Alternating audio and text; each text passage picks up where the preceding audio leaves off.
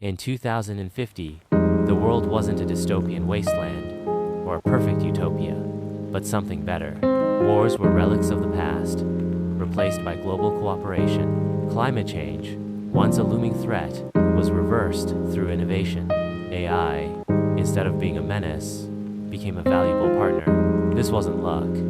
It was the result of hope, a collective belief in a brighter future. At the heart of this new world was Elara, a 17-year-old girl who dared to dream beyond Earth. She yearned to be part of the Mars colonization effort, a dream dismissed by many as impossible.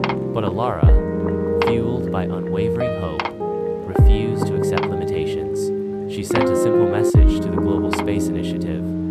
What if we dared to believe in the impossible? In this changed world, her message wasn't ignored. It resonated with visionaries who shared her audacious hope.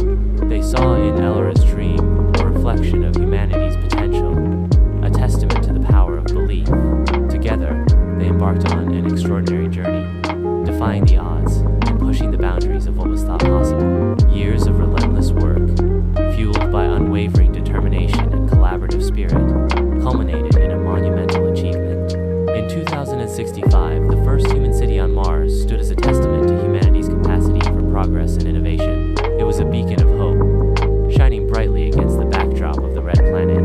Back on Earth, the air was cleaner, the oceans healthier, and technology served as a force for good, transforming lives and fostering a sustainable future. Standing on the Martian soil, gazing back at the distant blue marble that had once doubted her, Elara whispered the words that had sustained her through every challenge. Hope is a good thing, and as long as humanity held onto that hope, the future, on Mars,